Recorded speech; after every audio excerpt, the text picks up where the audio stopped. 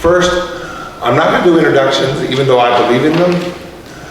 But what I am gonna do is I'm gonna ask you to each say your name, and then more importantly, as we go through the stuff, and I ask class participation questions, if I point you and ask you for your input, and do not get your name, it's because I'm old and I've forgotten it, so please repeat it before you answer the question I asked. And I apologize, but I can't stop getting old. Okay, so this class was part of one of the very earliest SKBCs, and it's been rewritten a few times since then, but it is very old material. I reviewed it for this year. I think it still holds up pretty well, but those of you who've been to SKBC before, especially 7 or 8 years ago, you may have seen it and you don't need it again because it hasn't changed that much. Okay, so first, I'm Michael Hammer of God. Second, we're just gonna go through and get just the first name from everybody. Lil Spicy. Gus. Saito. Orion. Pedro. T. Morgus. Cheaper. Rowan. Robert. Kyle. Shinsei. Raphael. Zach. Catalyst. Leonard. Shala. Telfair. Zach. Okay. Keely. Okay, thank you guys. I appreciate that. Okay, the self-survey I just had you guys do is not of my own construction. If you read the course notes, I pulled it off a website that doesn't exist anymore. I read the guy's book. The guy's book was called Sports Science, The Art of Winning or something like that. And I liked the book. The book kind of matched the way I already thought about it, which is why I went and looked at all the materials. And at that time, the book said, go to the website and you can download my form. He also does courses, and it was clear when I downloaded this survey that he was trying to sell courses, but I still think it's pretty valuable, which is why I had you all take it. So if you look at your course notes, you'll see what he thought the scores mean in terms of your winning mentality.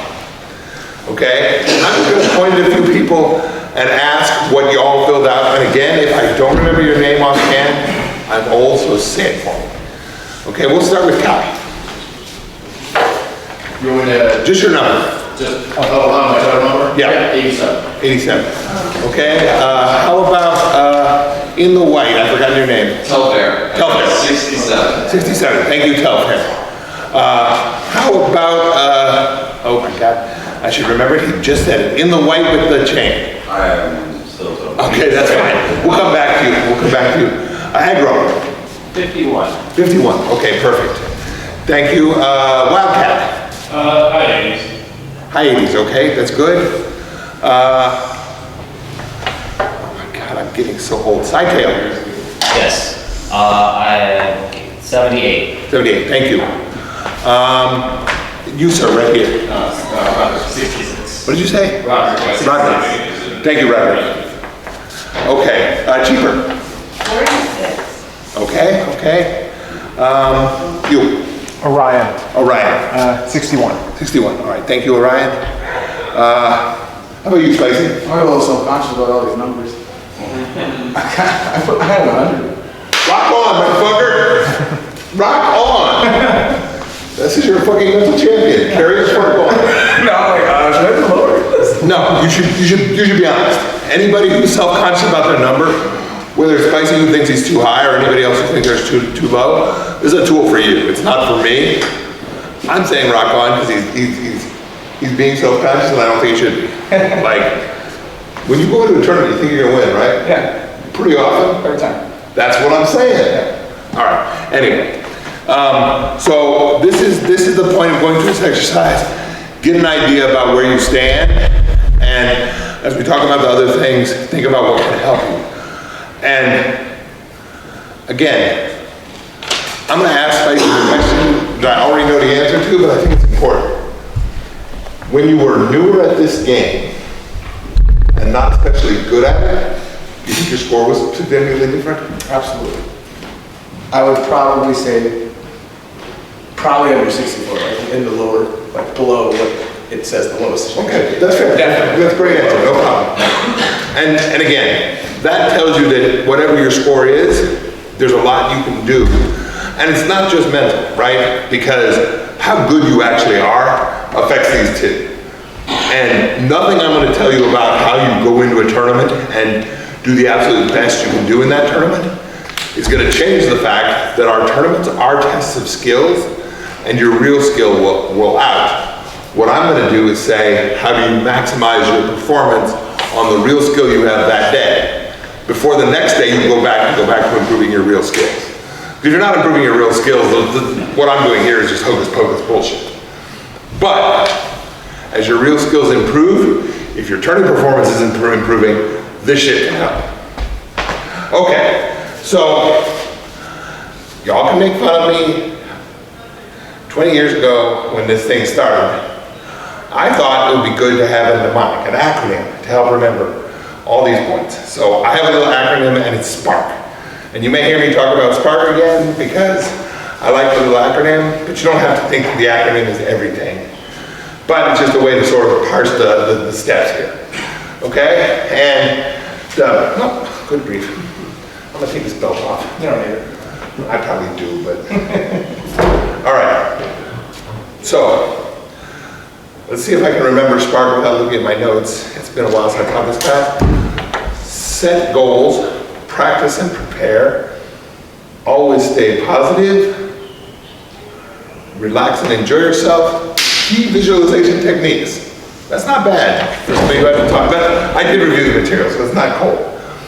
Okay, so we're gonna talk about each of these in a little bit of detail, and I'm gonna try not to be boring by just reading my syllabus. Okay. I think goals are super important, and the reason goals are so important is goals are a way to build confidence while you build skill. Okay? So if you are going into this game with the goal to get better, what do you think? Is that a good goal? Anybody? What do you think? No. It's not concrete. Correct, that's a shitty goal. Because, and where's the not concrete? That's excellent. Because that's part of why it's a bad goal. Goals need to be measurable. Oh my God. Specific. Measurable, specific, and readily achievable. They need to be all three things. You have to be able to tell if you reach the goal. The goal has to be pretty close. Something you can reach in sight. A goal of, I need to win a tournament when you're a 1 or 2 Order of the Warrior person is a lousy goal because you might reach it one day, but you won't do any confidence building along the way. Because it'll take you years to get to that level. The practice alone, again, this shit doesn't help if you're not practicing. So you want to set a goal that is the next milestone. Because what will happen is you will succeed at that goal, that'll help you build confidence naturally. We can sort of tell our mind what to do, but the problem is our mind is also smarter than us. So if you lie to yourself, your mind knows you're lying, and especially if it proves to be a lie, your mind will go, fuck you, I'm not trusting you anymore. See, when you tell me I'm good enough to win a tournament, then I go in there and get washed out in the first round, it doesn't matter what you tell me, I'm like, you're a fucking liar. So you want to set goals that you can achieve, because those goals will help build the next goal, and the one after that, and the one after that. Okay? There's some types of goals that I think are good, and others that are less good. But with that talk, I want a little participation here, so I'm going to point at some people, and I want you to tell me one of your fighting goals.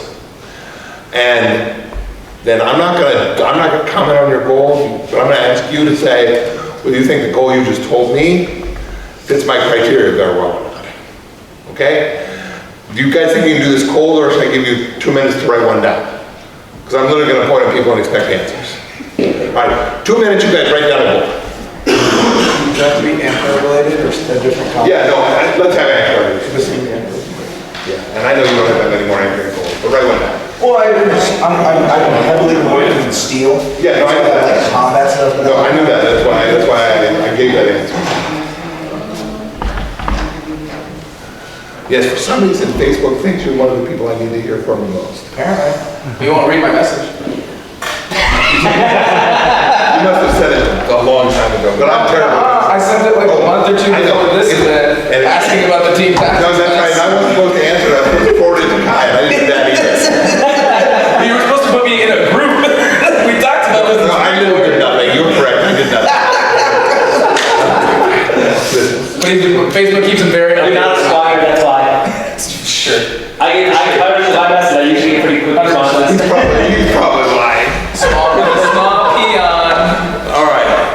Okay, you guys ready? Yeah. I enjoyed the crosstalk, but we gotta give you guys, who are here for material some material. All right, again, if I don't remember your name right off, please say it. And I feel bad about doing this, but it's the only way I have any chance of learning some names. All right, let's start in the back corner. Sat, improve my shield side, get like shots selection. Okay, do you think that's a good goal? I think it's some of my four doors. Yeah. Okay, I think there's some things I love about that goal, right? It's readily achievable, that's a good thing. It's tangible, it's not very measurable.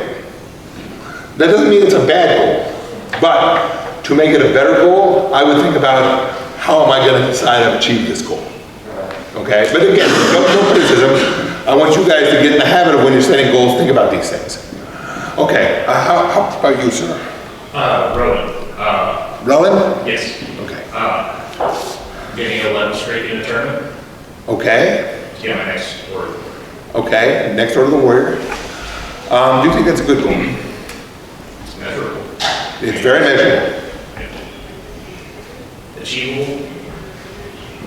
And goal. Okay. As we go through this, we'll talk about how to make it more achievable. And then you can decide later whether you think it's really achievable. That's the only risk I think that goal has. Is it controllable? Besides not showing up.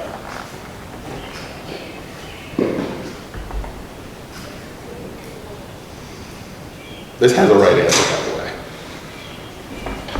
Not necessarily. Right, it's Right, it totally depends on who shows up, and- how you're feeling, all of it. And as we go through my syllabus, I'm going to talk about goals that are not controllable because I think they are less good goals.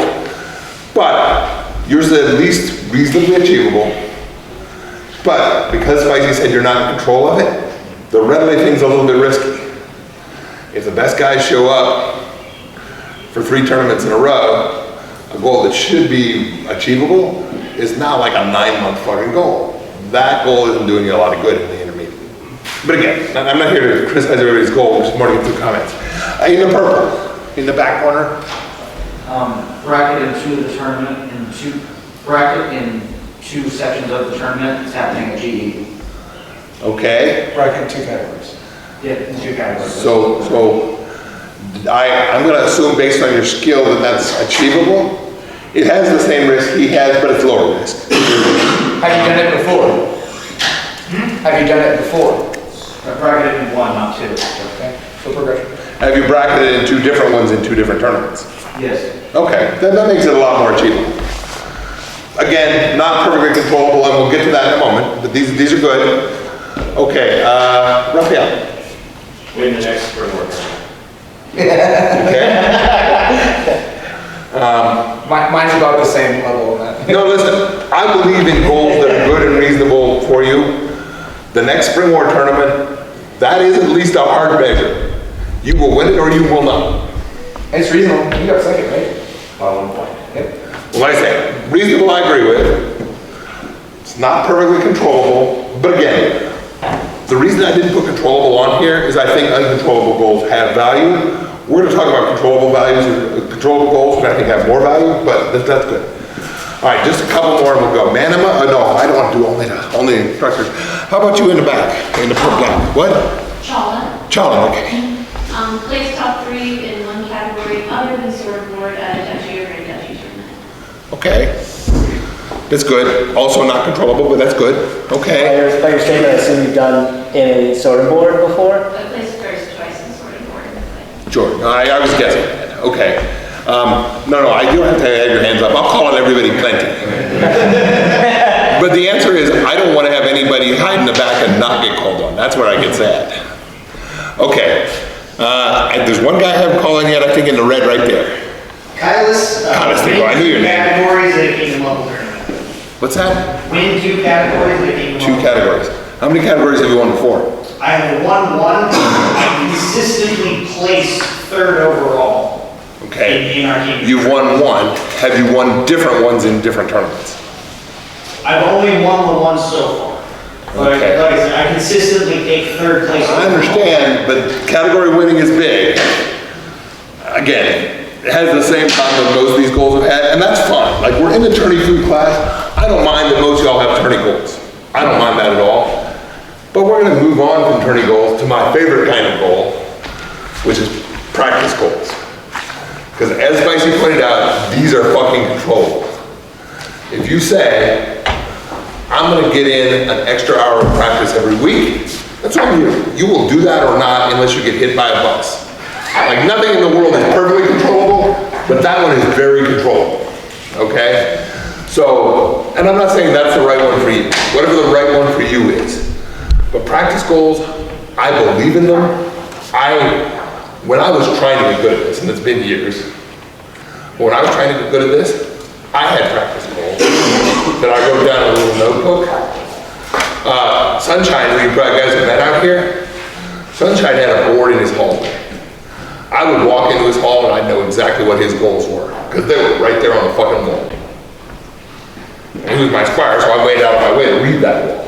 But the fact is, write them down for yourself, have them, work to achieve them. And practice goals are perfect for this, because you can achieve them.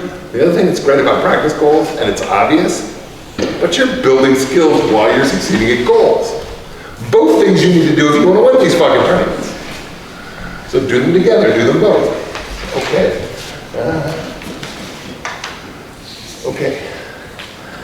So then, related but non-tourney goals, these are other things that help you feel better about your fighting and make you better without directly improving your fighting stuff or your fighting skill. The example I've got in here is about spin shots, which other people tell me shouldn't be there because there are times when the spin shot is the ideal shot. My take is the number of times in a tournament that the spin shot is the ideal shot is pretty low. You're doing spin shots because they make you feel good. You're doing spin shots because they make you look good and other people love that. This is a good reason to do them. I'm not discouraging spin shots. But I'm saying that they don't really fall under tourney goals because you're not going to throw them to win the tournament very often relative to all. I'm excited here to offend me. Now listen, you guys are allowed to look funny at me. I've had other people who are at least as close a friends as you to me tell me I'm wrong about this. I still believe it. I've been wrong before, this wouldn't be the only time. But when I say other non-tourney fighting goals, it's those kind of things. Things that will help you be a better fighter, but may not help you directly in the tournament. It'll help you feel good about your fighting, help you enjoy your fighting, but may not directly affect the tournament.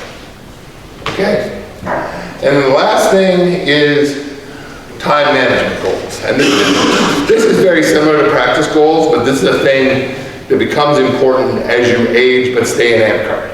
How many of you have a child? At least one. Do dogs count? So personally I believe so, but no, not for this exercise. Okay. How many of you have a partner in amp card? Okay. In phone splits. Okay. So all of y'all are gonna have extra things that you have to take care of that are going to impact every event.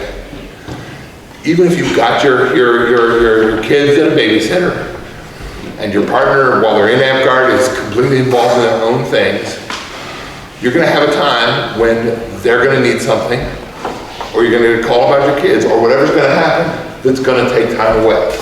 And it doesn't mean you won't do that, but it means the time you have to spend it wisely.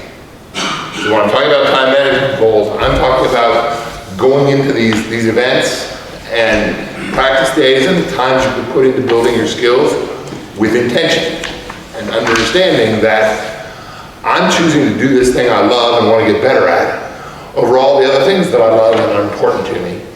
So I want to maximize the value I get out of that.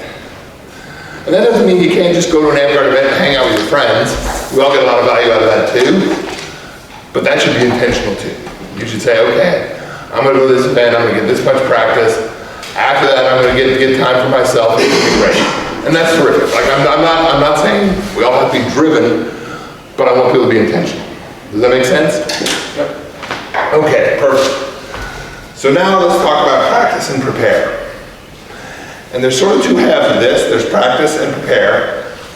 And they're different things. I talk about practice a lot, and I'm really, like, you're not gonna find any of our instructors who aren't gonna tell you how important that is. Like, everything we do in AmpGuard relies on instincts that we build in practice. None of us, no matter how good we are at the tactical part of thinking through AmpGuard, can do it as fast as combat happens. You can do a lot of it before the first swing, but at some point, there has to be some instinct that kicks in. And without practice, you won't have it. So, physical practice is important. The best practice for foam fighting is foam fighting. But I have other things on the syllabus that are closer, that are better than nothing if you can't do any AmpGuard, and I recommend those. But again, the best practice for what we do is what we do. And the second best is things similar to us. SCA is the closest analog because their weapons are heavier and they have to wear armor, but otherwise their shots are very much like ours, which is why people who are good at AmpGuard go and they're almost all good at that. I think mainly because we get more reps. Okay. So then the other thing that I think, what am I doing here? Okay, the next section is about exercise and conditioning. And this is important. And I'm not saying everybody has to be a complete gym rat to be successful at this game. I was very successful and I wasn't. But there's an awful lot of warlords who have been gym rats at various times. It is an advantage for sure. And even if you're not going to be doing that. And again, I wasn't. But I was physically very active. I mean, you can look at me and tell I'm not anymore. But I was. And even though I was a tubby guy in my 30s, I was a tubby guy in my 30s who was fighting 4 times a week and walking the dog miles and miles. So I was a tubby guy who was in great shape. I wouldn't have been successful if I hadn't been. Okay? So when I say you gotta have the physical exercise part of it, it's just true. And it's about figuring out not only what you can do, but what the best thing to do is. And a lot of these bullet point 2 on your syllabus, Diego wrote. Because Diego, as he got older, after he got his sword belt, but he still wanted to be one of the best. He's a driven guy. He's like, what am I going to do to keep my edge? So he went to his doctor and said, this is what I do, this is where I want to get. And the doctor basically said, strength training is not super important for you. You need to do agility and you need to do cardio and you need to do a lot of that. Because that's going to help the thing you're doing the most. Now, if you like strength training, there's nothing wrong with it. It isn't going to hurt you. I'm talking to you here. But it is, if you're trying to do time management, you're trying to maximize your value, those are the kind of things that are closest to what we do in pure physical fitness. And again, pure physical fitness is important, so I think it's important for everybody. Okay, so that's the practice part of this, and the things I want to say about practice. For the prepare part of this, when you go to tournament days, I would say if you're trying to meet, any of the people who had tourney goals, you're trying to meet a goal, but especially if you're trying to win that, go with that intention. Do not mix that with other things. As somebody who did all the parts of AmpGuard, I didn't do them on tourney days. Like, if I'm the king, I'm not trying to win tournaments because I got other shit to do and the two things don't mix. If somebody comes up to me and goes, oh my God, Mikey, we need somebody to judge ANS, it's super important. I'm like, great, ask me next time, not this time, I'm winning fucking tournaments.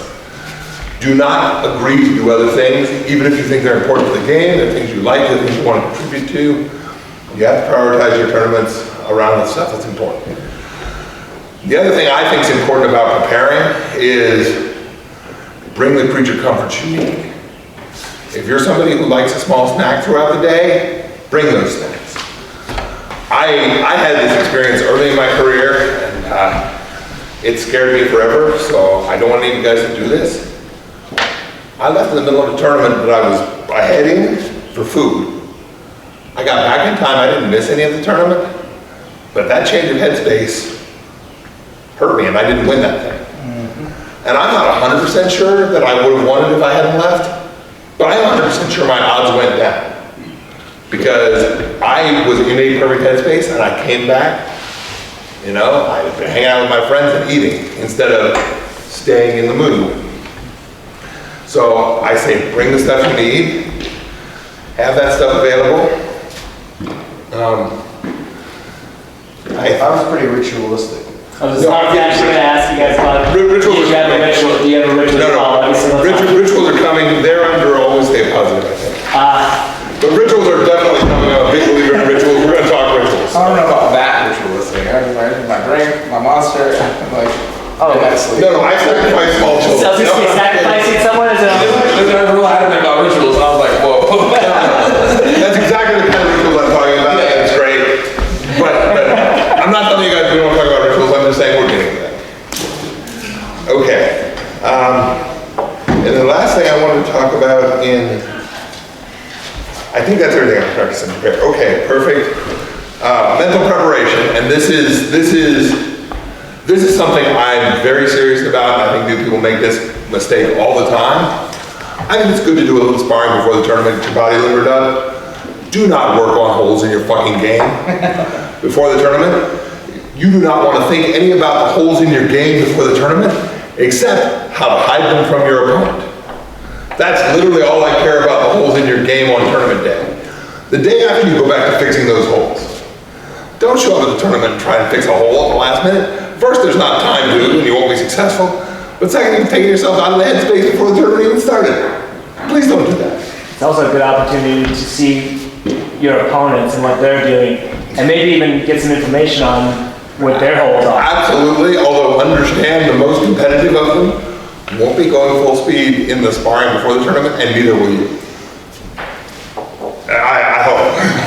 I differ from on a lot of it, honestly. But no, it's good you got Yeah. That's because you believe they ain't gonna learn anything more from you than you are from them. I bet. It's true. Well, one is also like, you can use that for evil too. Oh no, that's You true. can like totally flip that, right? It's like, you're not trying to work in your own holes, right? Most people, it's pretty casual when like warming up on a tournament. You're trying You to can use it for evil, then you can say like, hey, they have a little problem here, there. Yeah, you're trying to get in their head. You're trying to- Right, exactly, before the tournament even starts. That's true, and we got a topic on that too. Oh, do you? Okay, I was just like, is this a positive Tourney Fu day? Or? No. That's true, and when we get to that part, the other thing that's important to think about is, if you're like, that does seem evil to me and I wouldn't do it, fucking understand it, because there are people who will. Defend yourself, yeah. If you're not prepared to handle it, then you're not paying Punching attention. someone over in the head. You wanna come in here, you can come sit with us, we'd love to have you. You want to fill the survey out? No, you don't have to on a survey. Chase, go in the back room and get yourself a chair. There's a chair right here. Oh, perfect, now take that chair. I just see you sitting out there, I'm like, you might as well come in and listen. Anyway, thank you, Jay, sorry if I embarrassed you, I'm not trying to. But yeah, be aware of religious. No, and we're coming to that, but this is why when Spicy said, should I sit in, I'm like, yeah, I bet we'll be fine, because he's gonna think about a lot of stuff I already think of, and that's good. So thank you, I appreciate it. Okay, and then, the last part of practice and prepare is you need to have a plan for specific bad things that can happen in tournaments. Okay, and it doesn't have to be a detailed plan, but you have to have a plan. The kind of things I'm talking about is, what if you get cheated and the referee makes a bad call? That could happen to all of us and it's not perfectly controllable. We should all have a plan. The plan may be as simple as, fine, I'll come back out of the loser bracket, it's okay. If you've made that decision ahead of time, it's way easier to act on it when that bad thing happens. Which is why I'm saying you gotta prepare for it, right? Nobody wants to have a referee make a bad call and you get screwed. But if it happens to you and you didn't make a plan, the chance of it ruining the rest of the day for you is much, much higher. Okay? And it's the same thing if the bad thing is, I get wiped out in single. Okay? When I was tournamenting regularly, single was the one I was most likely to win. And often in tournaments it'd be first. So if I didn't win single, I'm already going in down points that should be mine. But I knew that could happen. I was better at single than most people, but I wasn't the best at single. I wasn't always guaranteed to win. So be like, okay, if I win single, where else can I get points? What do I do to build the confidence on it? Okay? And that's like making a specific plan for the bad thing that can happen. Okay? And especially the people who are talking about your tourney goal, you should think about what tourney goal could impact me on this. And what am I going to do if it happens to me? Okay? So for example, you wanted to win 2 brackets, right? That was your goal? So one I would think about for you for sure is, what happens if you don't win the one you're most likely to win? How's your brain going to handle that? Make the decision before it happens to you. Because, God, I hope it doesn't happen to you. But we should all plan for the evil. Yeah, cool. It doesn't have to be like tournaments with stuff. It can be as simple as like gear. Do I have an extra sword? Right? If I break my favorite sword, oh man, if I break it in single, how am I going to go through flow, sword and board, maybe even open without a sword or my backup sword, which isn't as good. You know what I mean? And it just throws off the entire tournament, and then you walk off, you lost, because I'm like, man, my sword wouldn't have broke, I would have won. Well, then why didn't you have another sword just like the other one? Yeah, and I missed that point in prepared, but he's absolutely right. You should show up with enough good equipment that you'll be fine. Do not go into a tournament planning to borrow your buddy's pole when you need fucking pole. I show up with my whole toolbox. I can build a whole stick out of that toolbox. Go fucking get a good pole so you've got one of your own, or assume you're not winning that fucking category. And I bring up pole because that's the one the least people are gonna have. But it's true when it ties in exactly what he talked about. If you brought one good sword, you brought not enough good swords. And even if you brought 2 because you managed to Florentine, you still didn't bring enough because you need 2 good ones. Fish breaker. Yeah. Okay, so that was great. Does anybody have any questions or comments? I've yammered for a long time without participation. You got one? So I hand turned till, okay, carry. I just saw a hand tilt, I thought we had questions. Okay. So then the next thing is, I think it's important to always stay positive. But I want to be clear about this, because when I've said this in the past, people assume I'm saying being unrealistically positive, and I'm not saying that. I'm saying to think positively about your actual skills, and to say them to yourself in a positive way. What I said at the beginning about if you lie to your brain, it'll stop trusting you, that's why you don't say I can win this tournament when you don't believe you can. Your brain will find out you're a fucking liar, and it'll take a long time to rebuild that trust. So you instead say, okay, I'm at this level. And maybe this level is, I think it was in the blue. You said your goal was on 11th streak, right? Yes. So you go into it with, I'm a guy who can get a 9 streak easy. That's a good positive judgment of your skill. Okay? Not I got a 9 streak once. Maybe you got a 9 streak once, then maybe your goal's too high. But I'm gonna assume you're a guy who can get a 9 streak pretty easily. Okay? That's a good way to say that goal in a positive way. Okay? And if the goal really is, I can get a 7 streak easy, then maybe your goal should be a 9 streak even if you had one before. Okay? But again, that's a little bit of the goal setting part of it. But this is really more about the speaking positive part. And the example I have here is from, I think 2004, whatever, the last time the Avs were good. No, they've been good a few times. But this is a long time ago, but it's true. If anybody watches sports, they're always talking about one game at a time, one play at a time, live in the moment. That's how you stay positive. You don't focus on whatever nebulous problem is coming in the future. You think about what's next and how can I handle it, and you think about that positively. All right, so I'm gonna sit down for a second. You're all gonna grab your paper, and you're gonna write down 2 of your fighting attributes that can help you win tournaments. Literally things you have right now that will help you win tournaments. And I didn't say we'll win tournaments on their own. I said we'll help you.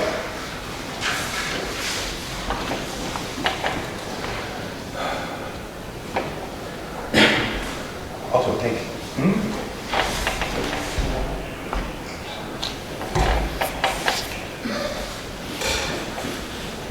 Oh, I can get the paper.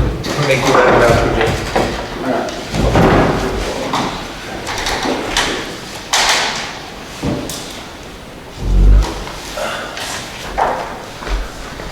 Thank you. Survey whenever.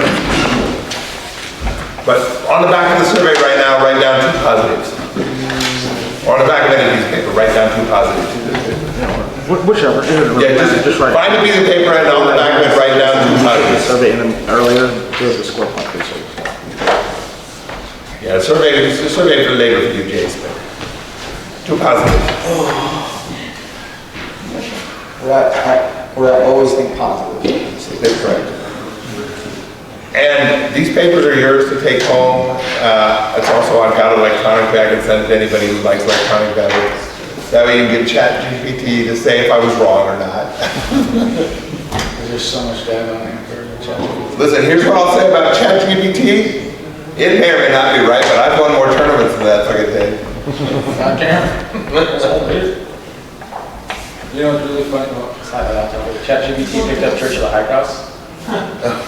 So Chris was asking it questions on like the origins of it, so it was theorizing on whether it was like a one person or like a small group of people. Like really kind of like in depth with all the information's pretty much the same, but it could be a group of people. And it's like some like backgrounds in religion. Really quite funny.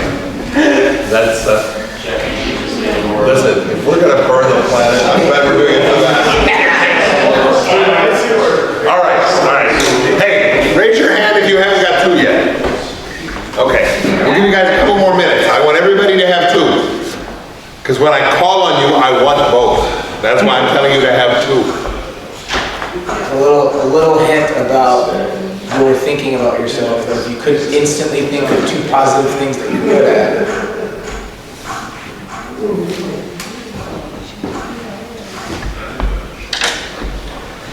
No, and I agree with him because literally all of you have 2 things that can help you win tournaments. Every one of you does. A lot of things that can help you. That's why everybody has 2. Gotta have 2. In fact, I'm betting all of you have 5 or 6 at least, but I'm not asking for all 5, I'm asking for 2. All right. I'm gonna start, and the 2 of you who aren't quite done, I'm gonna come to you, at least one of you later, so keep going. All right, let's start. Oh my God, it starts with a C, but in the back in the black again. Chala. Chala, okay. I'm gonna have to hear these names a few times, but thank you, Chala. What are your 2? First one is patience. Second one is people have a tendency to underestimate me. Okay. Those are good. Yeah, I agree with that. Let's go. Okay, aggro. Reach and hand speed. Okay, those are good. Okay, I like those. Killing. I put my range and then solid fundamentals. Well, that's good. And tall people should write tall. Like, that's a good one and it isn't going anywhere. So both of you had it, I'm giving you credit. Sidekick. Defensive flow and spins. Okay. Orion? Okay, I got the name. Nice. Footwork and I'll learn quickly. Footwork and I learn quickly. I think I learn quickly helps you in amp card fighting. Doesn't help a lot in tournaments because there's not a lot of time to win it to learn in a tournament. Not a lot of time. That's it. I'm not trying to shame you. No, you're fine. But that's my point. Okay, cheaper. So I have like good cardio and that like I don't exhaust super quickly and I'm able to kind of keep going, and then good defense. Those are great. In the white. Shinsei. I have hand speed and I just finished up 6 months in the gym. Okay, good. I like that. Gus. I have a better mental game and analytical mind than the majority of fighters, and then I can reset my mind after a loss and stay in the fight. Good, fantastic. Jason. I put damn good at single sword and I bracketed in 2 brackets before I can do it again. Okay, excellent. I like that. In the purple. Zach, my boss strike skill and strong openers. Okay, good. I like that. In the blue.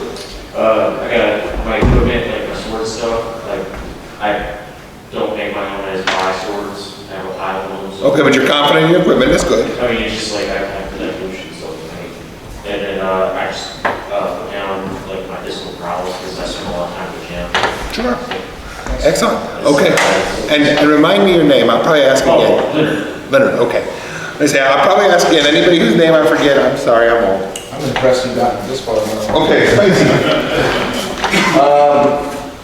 very aggressive play style and makes a lot of people uncomfortable and lean heavily into it. And then my ability to have a lot of things on my plate as far as tournament and fighting. I don't have to necessarily think of what shot I'm going to do, how I'm going to open, how my footwork is that day. All I'm thinking about is the extras. Is there a ring? Is there an out of bounds? Is this person walking funny? What's the shape that they're using? So I'm very good at being in the moment and thinking about that extra without having to worry about fundamentals and basics and how I'm doing this tournament. I like the detail, thank you. Okay, Morpheus. I have my range, and I'll keep it in that space. Okay, excellent. In the white. Telfair. I wrote that my intensity and that I am intimidating. Okay, good, I like that. Okay, let's come to you in the tank top.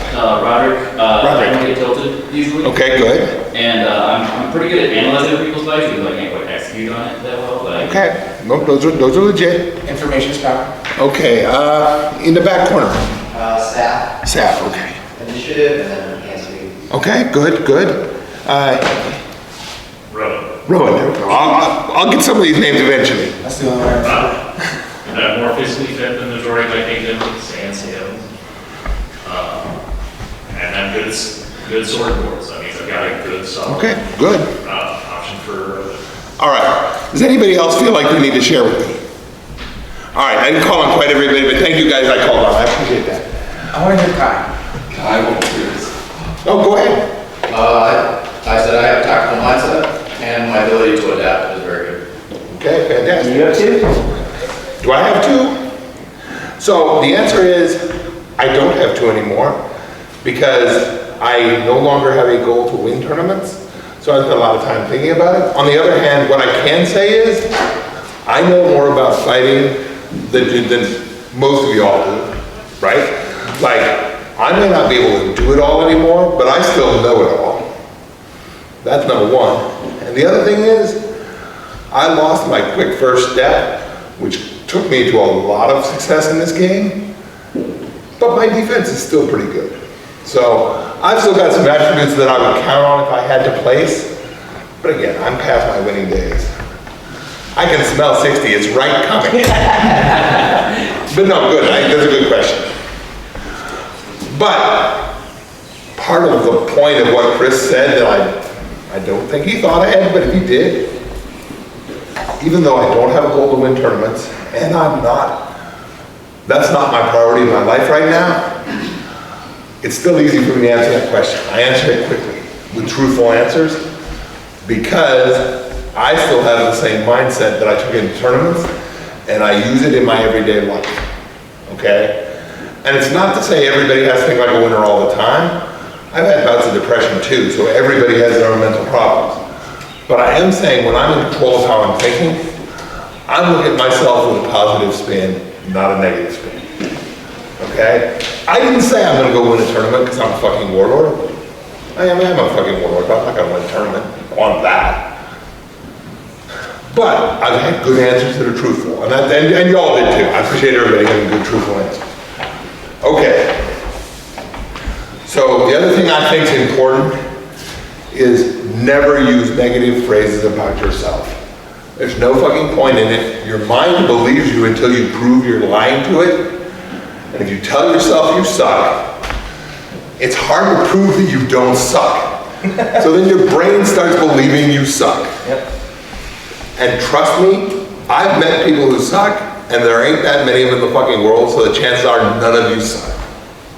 I don't know every one of you, so I can't guarantee it, but I bet money because the odds are low. Very few people genuinely suck. So don't use that kind of phrases. Don't use phrases like, oh my God, he's so much better than me. Instead, say, all right, here's what I could do with him. Here's the way I would handle it. And think about it from a positive spin, not an unrealistic spin.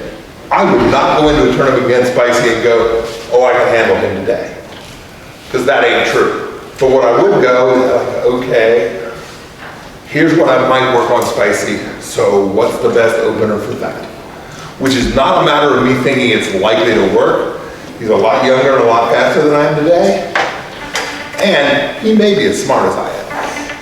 I don't know, I've had more years, but he's had a lot of concentrated years very recently. Okay? And I say Spicy, but the same could be true of Gus or Kai or any of these guys who are in their prime. But I wouldn't go into it thinking, oh my God, I have no chance. I'd go into it thinking, how do I maximize my tiny chance? You're solution oriented. Correct. Start thinking of the solution, not the problem. That's right. And almost by definition, positive thinking is solution thinking. Because you can't think in a real reality-based way about a problem that's hard without solutioning. So that's a great point, thank you. All right. And then, I talked about confidence, I talked about overconfidence. And there's really 3 states as I see it. There's confidence, which is good. There's negative thinking, which is the worst. And there's overconfidence. And I've talked about it a bunch, but I talk about it a bunch because I think it's the biggest risk in the material I'm teaching. Okay? Overconfidence is when you're lying to yourself and your brain stops believing. And I've seen that happen to so many good fighters, even fucking great fighters, who will start telling themselves how good they are in ways that are just a little beyond reach, and then crumble when it's not true. And if they'd have just said how good they were in a way that was very realistic, then it would never have been proven untrue, and there'd been no chance of crumbling. And I'm not saying everybody crumbles. I hope nobody crumbles. But it's a risk for everybody. Why take fucking risks? Okay. I think the measurable point of overconfidence is being tied to the outcome, right? Being confident in a tournament. Yes, am I confident to win this tournament? Yes. But it's not like I'm tied to winning. I'm tied to whatever outcome is. But I'm coming in like I'm going to win. And whatever the outcome is, it's fine, whether I win or lose. But being upset that I lost because I was for sure going to win, nothing is guaranteed. No, that's what gives that overconfidence. That's an awesome point, and I agree with you. And I think this ties into a thing that it's less true now that I don't do any tournaments, but it's still 100% true. I never ever won a tournament I went into thinking I would lose. There have been a few tournaments where I went into thinking I would win and I didn't win. But I've never won one I went into thinking I'm not going to win this. It's not an accident. All the ones I won, I went in going, fuck, I can beat all these guys. I'm winning this shit. And I think I only won 9 or 10 King Well tournaments. So there's a lot of people with way more than that. But it's not a tiny number. And every one of them I went in believing I was going to win. And I bet that's true for you too. How many did you win that you didn't, that you thought you were going to lose? Right now. That's right. Doesn't happen on my And this all ties back to the same measurable and readily achievable goal setting thing. Your confidence is built by being successful at those goals. Oversetting those goals leads to overconfidence, leads to risk of crumbling. So it all ties together. And just thinking positively isn't enough without the other steps, which is part of why the spark thing is in the order it's in, because I think it's important that way. You can also lead to being sloppy with your practice and stuff like that too. Because you're overconfident in yourself. I don't need to do this. I'm good. Well, and I'll tell you, I hope everybody loves this game, because if you want to win tournaments, you need more practice. Literally all of you, including you, Spicy. And I know you know it, or I wouldn't be trying to meet. But everybody, even people who can win, they're all out there. They're all trying to get to the top. If you want to keep winning, you got to keep practicing. Gotta keep it. Okay. Then the next thing I want to talk about, under the always think positive, I put it here because it's important to talk about. It doesn't fit perfectly here, but it's important, is the part where Spicy talked about using his power for evil. This is psyching out your opponent. Okay? And I'll talk about some of the very simplest ones, but I think it's important. If you're going into a tournament and you want to abuse your opponent, go ahead and line up above him with the sun at your fucking back. And if you think that's immoral, goddamn line up and make him go sideline to the sun. And if it looks like he's gonna try and make you face the sun, tell the Reeve that's bullshit and don't do it. Okay? But if you're somebody who cares about winning and doesn't think that's evil, go ahead and do it till the Reeve tells you to fucking stop. I've used the sun, I've used small Or hitches. just manipulate the bikes and put them in the sun. Line up, not Sure. but turn. But that's a thing that he has some control over. So if you're successful at that, I'm like, well, good, more power to you. But where you line up, that's a thing where the person who chooses to have control has a lot of control. So I'm saying choose to have control, and again, I'm not telling you it's moral. If you think it's immoral, I kind of agree with you, but don't let them do it to your eyes. Be aware. Yeah. That was in Sun Tzu's book too. The other thing that I think is important here is go up to your opponent, give him a firm handshake, say something nice to them. It decreases the chances of them sluffing you because they're like, oh, this person respects me. I'm not gonna slough them. If they're a respect sluffer, and not everyone is. Some people will slough anybody. But a lot of people are respect sluffers. They'll only slough the people they don't actually care about. So if you show someone respect, they feel respect back. It reduces the sloughing. And this is where we start to get into the actual mind games. If you feel like you're better than somebody and they know it, subtly reminding them is a great thing to do. Again, this may be using your powers for evil. Do it if you don't believe that. But if you do believe that, be aware that people who don't think it's evil may be doing it. And if they come up and say something that reminds you that they're better than them, immediately return with a thought about what ways they're not. Because they might be better than you, but they're not better than you in every way. So think about the ways in which they're not. Think about how you're going to handle them. This ties back to the preparation. You should have a plan for this kind of shit before it happens. Okay. I can comment a little bit. This also like ties into like not worrying about who you're fighting. I'm fighting an inanimate person who just moves and throws shots at me. I don't care who I'm fighting. I don't care what the reputation is. I don't care if he beat me a bunch before. I don't care if he's a really, really high person and I've never won a fight with him against it before, whatever. Nope, I'm fighting a pal with legs and a stick in his hand. They're gonna try to hit me. Cool. Execute plan. You know what I mean? Yeah, and I agree with that. In the tournament, this is very much about the living in the moment thing. You may have a Rolodex that says this is what this guy's inclined to do. You use that in your planning, but in the moment, you're fighting a set of obstacles and you're handling that set of obstacles, not that person. And it even goes beyond the fact that if you're gonna plant a little shadow of doubt in their ear, because you get a psychological advantage to it, sure, you do that before the tournament, but you're not going to the tournament thinking, oh, I got him because I psyched him out. You're like, okay, now I've got this set of obstacles, I'm gonna overcome them. Great point, okay. Next, we're talking about relax and enjoy yourself. And this is where rituals come in. But the part of it I think is really important is the enjoy yourself part. And I'll get to that afterward, but first we'll sort of talk about the relax part. And this is where you use rituals, and the key to rituals is to duplicate previous positive headspace.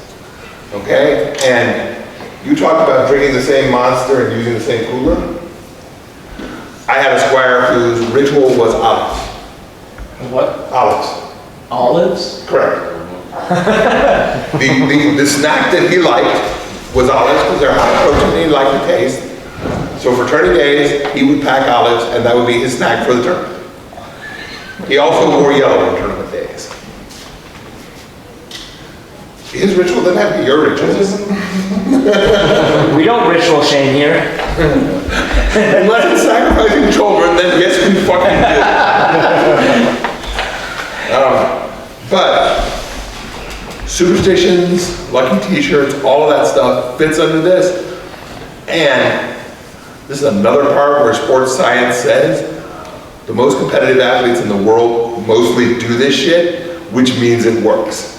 Which means we should do it too. Okay? So when y'all leave here and go, was Mikey just an old man selling me snake oil? Well, I'm willing to sell a little snake oil, but it isn't all fucking snake oil, or the best people in the world at fucking winning things wouldn't be doing it. Expect calls about empty olive jars and I mean, the rituals are basically just establishing a pattern of success because it's a feedback loop. Right. I wore this thing, I won, yay, I did it again. Right, Yay. return to the positive. You're basically just giving your brain that stimuli. Well, I have another little story in here. My roommate, when I was coming up in the CK, who got his sword belt, was an ex-high school football player in Texas. And Texas is pretty competitive in their high school football. They take it pretty seriously. He wasn't at one of the giant schools. He was at one of the smaller schools. But he had rituals that came from football, and when he was competing in tournaments, he brought all those rituals over. Who was that? The Devil's Rook.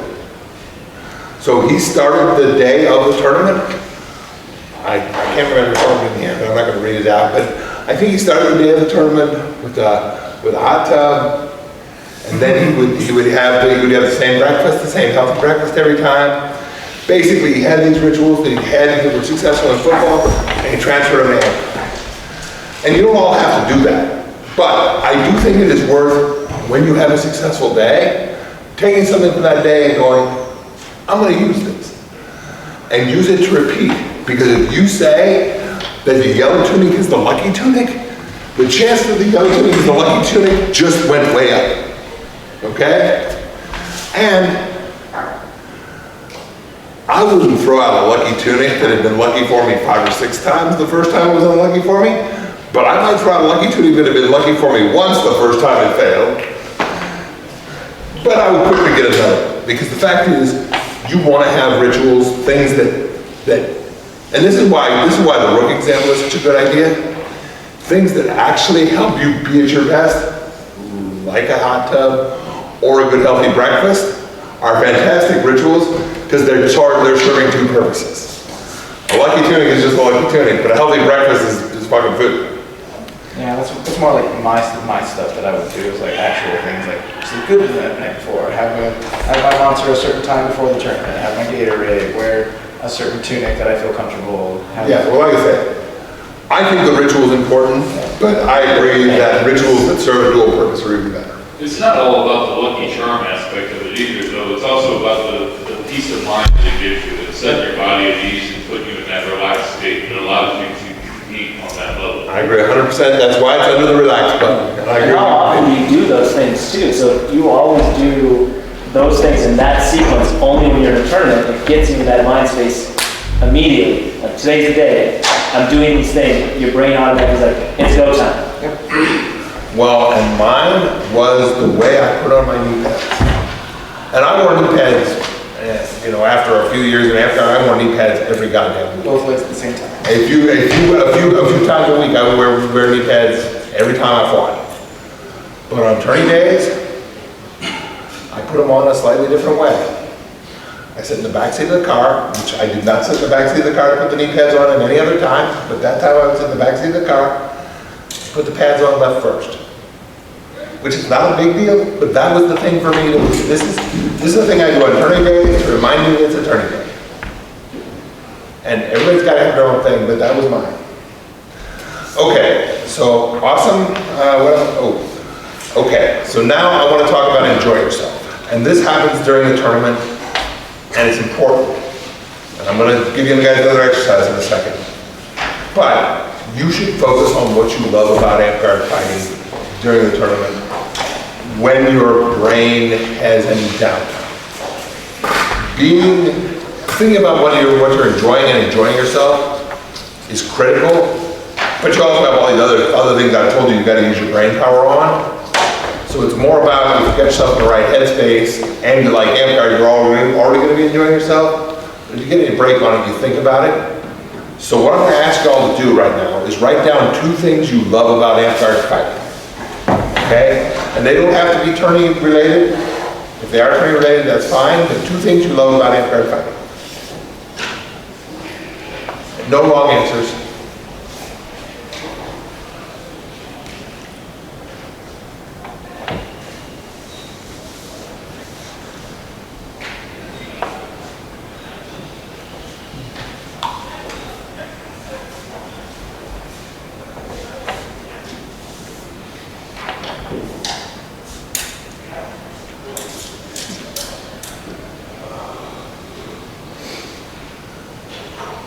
decades since I've done this shit.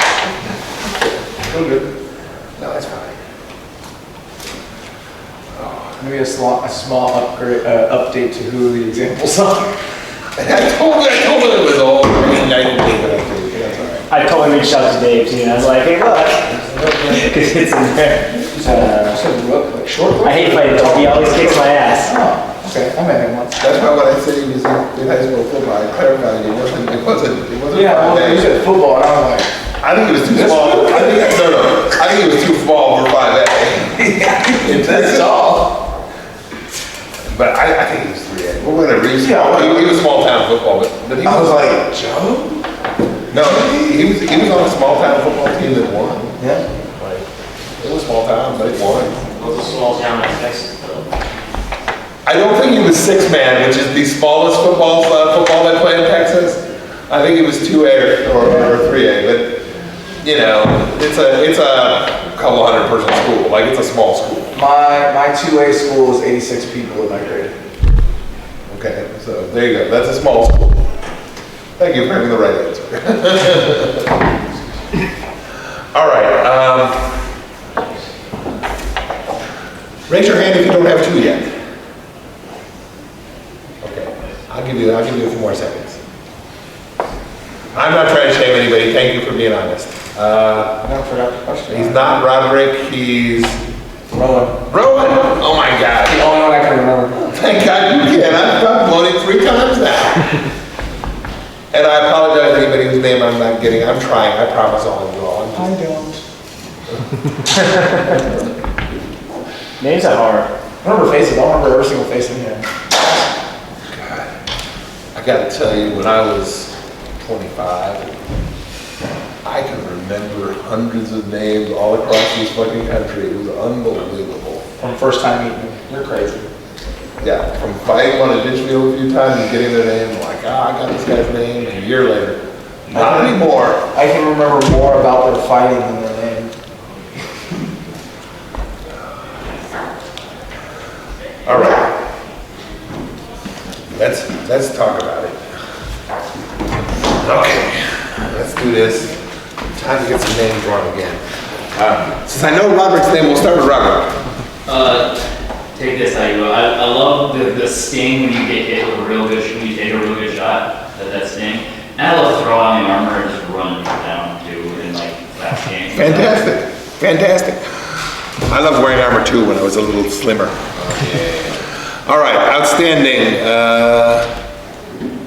It's coming, it starts with an S. Okay, Shinsei, okay, thank you. I had mental health stuff when I was younger. And through that, I learned mindfulness and being in the moment. And I realized that one of the reasons that I loved Anchorage so much was that I was in the moment and fighting, because you really don't have another option. Sure. And the other one was I've been with Anchorage so long. I have a huge collection of wins and awesome stories and friends from it. Cool, fantastic. Kylas, I think. Kylas, okay, awesome. I put down the sense of camaraderie and mutual progression and indulging my violent primal instincts without causing actual harm. Fantastic, I love that. Manama. Deep and sense of community and belonging, and the pushing me my intuitive side to something that's not just computer based. Outstanding, awesome. How about Chela? Close, Chala. Good grief. Okay, I'm getting closer. Chala. I like that there are definable objectives, like whether it's, I don't know, winning that fight or ringing the bell, or like it's clear thing that you've accomplished. Sure. And then another thing is just landing a new shot that you've been practicing. It's just satisfying. Excellent. Saiteo. One is the zone. Like, I feel that I'm not always in the zone. And what I mean by the zone is like I'm operating at like 2 times the capacity I thought I would be able to do. Like, Sure. it's like, oh, this is just blocks from it faster. Sure. I can do that now. And I don't know how, but I do it. No, I hope all of y'all know what it's I all like about. discovering something like that, where I didn't know I can do this, and I'm doing it like determined. Sure. Second thing is, I like losing to my opponent, not myself. So it's that they have a really good setup and combo and not me messing up my block or. Okay. I mean, maybe that's part of it, but I just hate having to, get late. No, that's good. That's good. You like getting beat. But when I'm talking to you about the things you love, I don't like the but part as much. Because this is really about focusing on the good. The good part I loved, right? I like it when I don't beat myself, that I loved. But the but part, not as much. But again, it's good. Jason. I put the intensity of the fights. Amp has a very high speed fighting style in any type of fight. I really enjoy that. And then I also put the thrill, because I love the thrill of tournaments. Sure. One of my first tournaments out, I had a blast. I just kept coming back. Sure, that's a great answer. Let's see. Let's do, Rowan, you ready? Yes. Seeing and feeling improvement manifest. Excellent. Great. And it just gives me a reason to stay in shape. Okay. Wildcat. The dopamine rush of being in the zone and in the challenge of all the different fighters. Okay, fantastic. In the corner. Kind of that feeling like surprising yourself, like when something clicks and you surprise yourself doing it, and you see the dopamine from it. And then the feeling of like when you're fighting someone, you feel like you're communicating with them while fighting them. Okay. And what's your name again? Saf. I got Saf like Sapphire. I may figure it out, Saf, but I've been bad so far, but I'm gonna keep trying. Okay, Rap. The dance of footwork and finessing the challenging component. Okay, Kai. And the martial combat, like gear sets that Hamper uses. Okay, fantastic. Gus. The thrill of competition and outthinking my opponent. Okay, Spicy. Winning. And we literally asked this question. I was like, man, I'm just a jerk. No, winning and the retelling the cool story or moment that happened, whether it be fighting or like something really funny on the social side, just being able to retell that story over and over again. So Exactly. I'm going to tell you a little bit of the psychology of the instructor of this event. You notice I did a bunch of instructors in a row there. And I was fishing for that answer.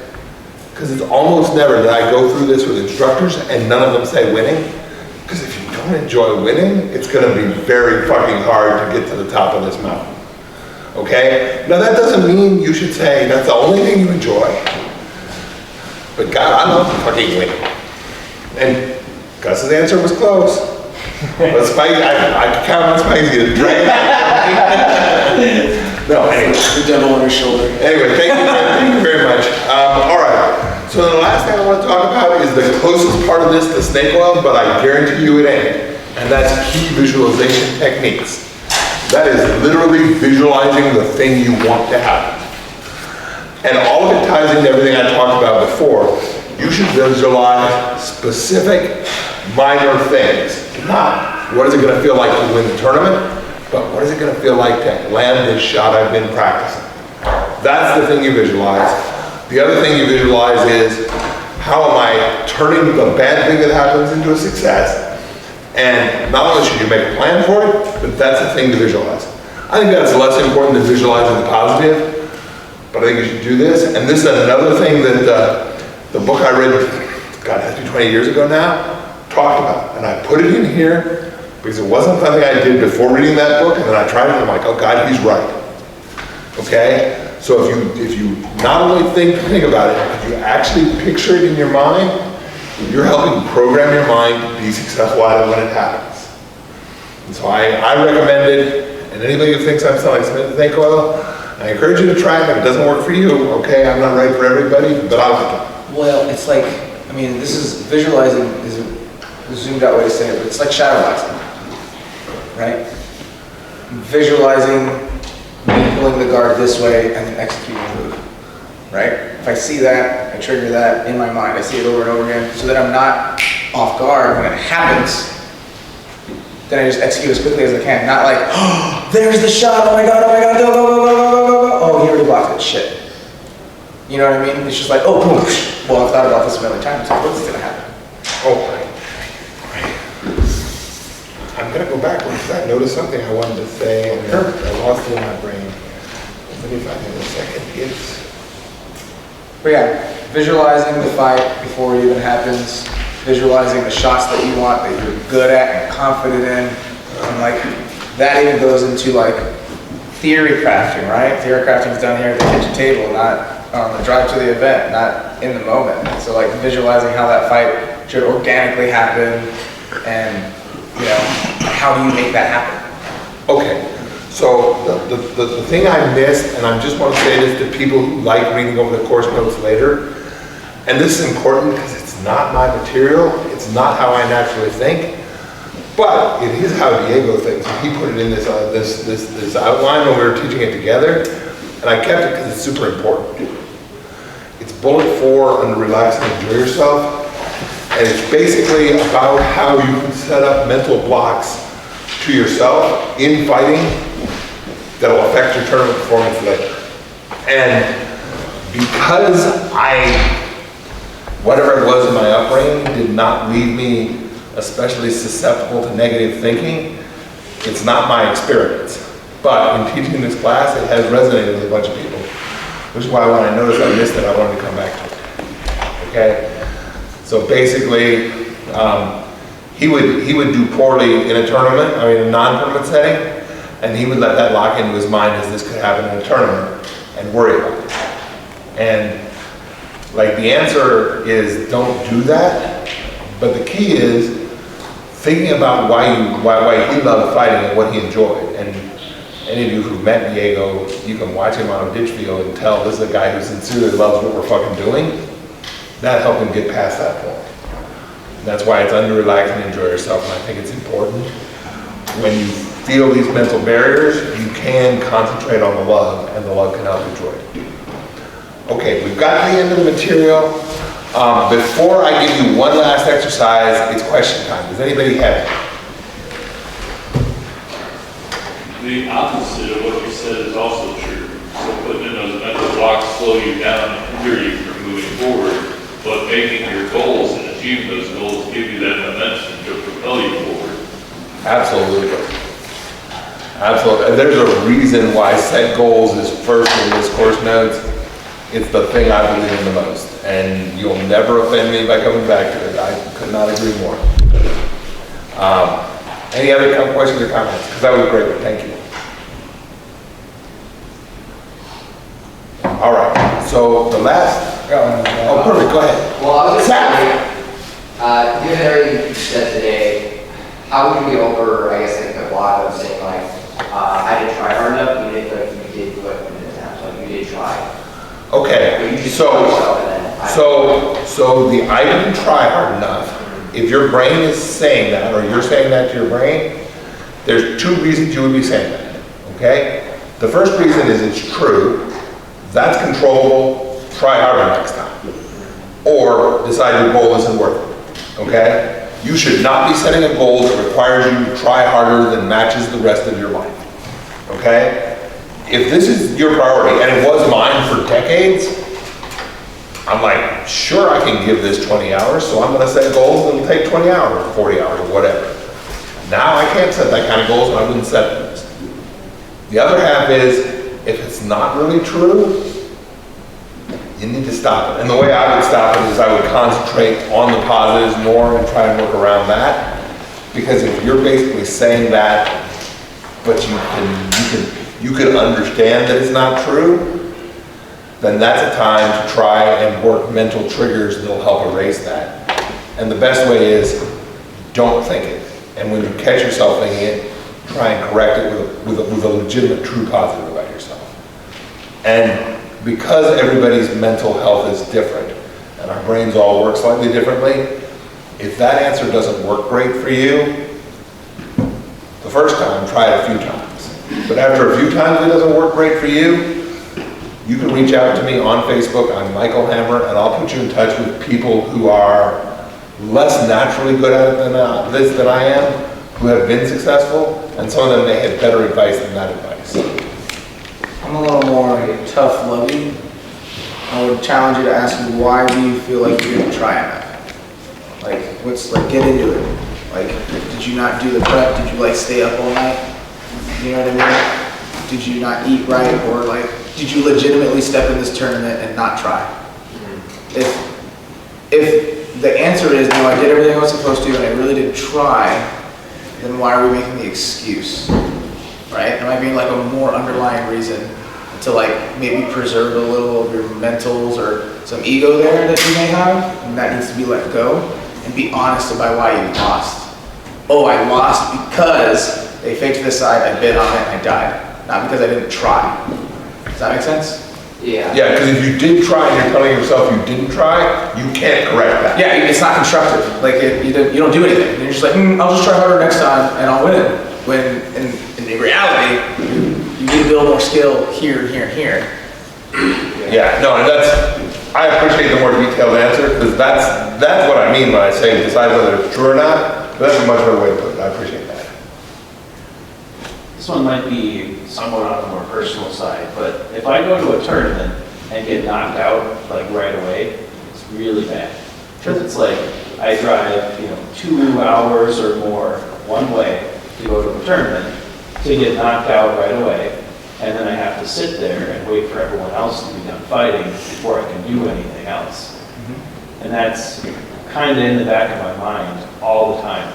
And So I have a couple things for this, and Spicy has some different ones. We should listen to them, but I have a couple things for this. So the couple things I would say is, first, if you can't control that in yourself and it's going to be eating at you, I would drive 2 hours for less tournaments. I would set my goals on winning the local tournaments where the investment is lower. I would also concentrate on what you're really doing in the tournament, because you are not driving 2 hours to lose 2 fights and flush, because the minimum number of fights you can lose in most Kingdom tournaments is 8 or 10, okay? And I sincerely doubt, knowing your skill since you're in my Kingdom, that you lost all 10 fights. Maybe you did, but I bet you didn't. I don't get into brackets. No, but again, it's about setting realistic goals and deciding if they're worth 2 hours of your time to find out if you reach that goal or not, right? And if you don't bracket ever before, bracketing's not a realistic goal yet, which is why I say don't take the 2 hour trip, okay? And again, if you bracket pretty regularly, then that's when we start talking about have a plan for specific bad things, right? So if the answer is, I bracket most of the time, what's my plan for not bracketing? Have a specific plan.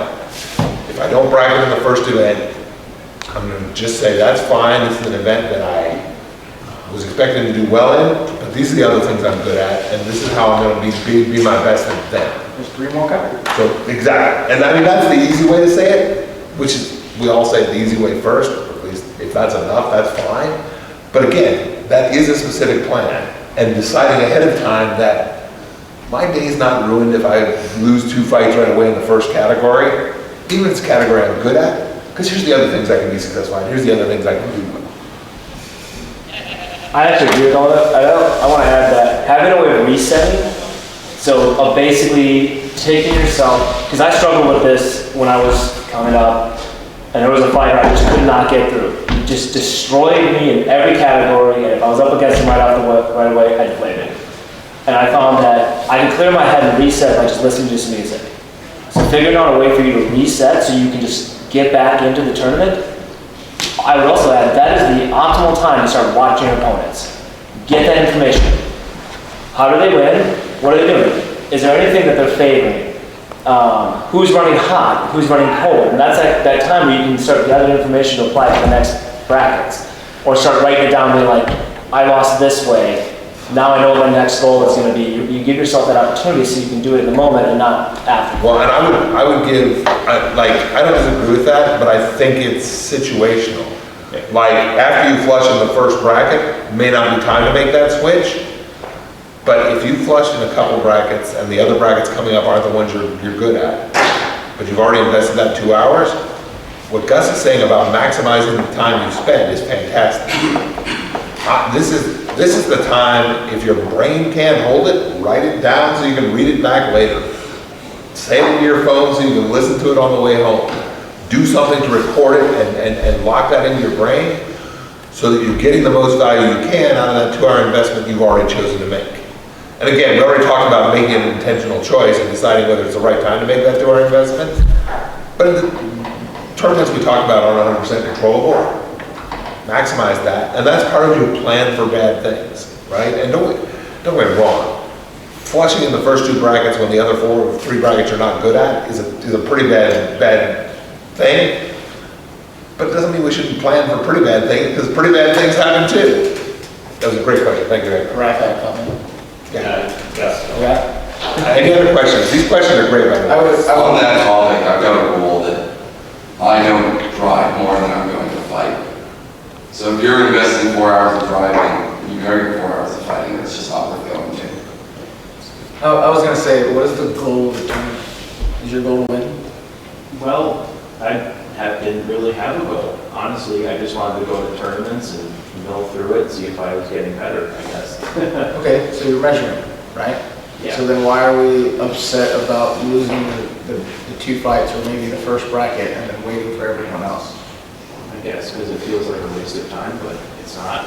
Right. When you measure, you measure. Right, it's not a waste of time, right? Because you can't win tournaments unless you've been to a lot of tournaments. Like, it's very rare that someone's gonna walk into a tournament and just win it on the first time they've ever been one, right? If impossible, maybe.